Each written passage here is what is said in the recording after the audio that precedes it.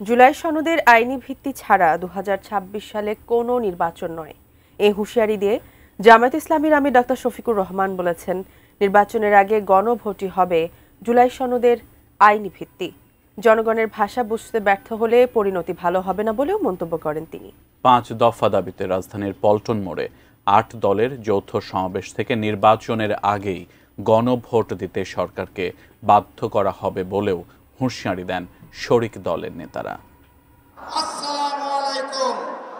প্রথমবারের মতো এক মঞ্চে 7টি ইসলামী দল সহ আন্দোলনরত 8 দলের নেতারা জুলাই জাতীয় সনদ বাস্তবায়নের আদেশ জারি এবং সেই আদেশের উপর গণভোট আয়োজন সহ 5 দফা বাস্তবায়নের দাবিতে ঐক্যবদ্ধ তারা।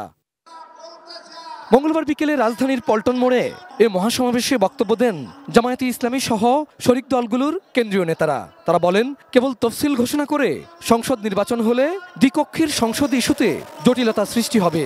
যারা গণভোট চায় না তারা জুলাই সনদ বাস্তবায়ন ঠেকিয়ে ফ্যাসিবাদ প্রতিষ্ঠা করতে চায় বলেও মন্তব্য করেন নেতারা। ত্রয়োদশ জাতীয় সংসদ নির্বাচনের পূর্বেই গণভোটের মাধ্যমে জুলাই সনদকে চূড়ান্ত আইনি ভিত্তি প্রদান করতে হবে। এর ব্যত্যয় হলে জুলাই বিপ্লব পন্থীরা বরদাস্ত করবে না। বাংলাদেশের সর্বস্তরের মানুষদের নিয়ে এমন কর্মসূচি ঘোষণা করব, আপনি গণভোট জাতীয় নির্বাচনের আগে দিতে বাধ্য হবেন, বাস্তব দাবি মানতে বাধ্য হবেন ইনশাআল্লাহ। জুলাই সনদের আইনি ভিত্তি দেওয়ার তাগিদ দেন জামায়াতে ইসলামীর আমির ডাক্তার শফিকুর রহমান। গণভোটের তারিখ নিয়ে টালবাহানা কেন, এমন প্রশ্নও তোলেন তিনি। সরকারকে জনগণের ভাষা বুঝে শিগগির গণভোট দেওয়ার আহ্বান জানান জামায়াত আমির। দাবি আদায় না হলে দুর্বার আন্দোলন চলবে বলেও হুঁশিয়ারি তার। জুলাই বিপ্লবকে স্বীকৃতি দিতে হবে।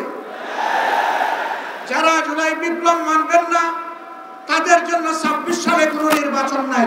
এই আইনি ভিত্তি ছাড়া কোনো নির্বাচন অনুষ্ঠান হওয়ার কোনো সম্ভাবনা নেই। মহাসমাবেশ থেকে আগামী 13 নভেম্বর কার্যক্রম নিষিদ্ধ আওয়ামী লীগের লকডাউন কর্মসূচি প্রতিহতের ঘোষণা দেন জামায়াতে ইসলামী ও সমমনা দলগুলোর নেতারা। Abul Kalam Azad, ATN news, Dhaka.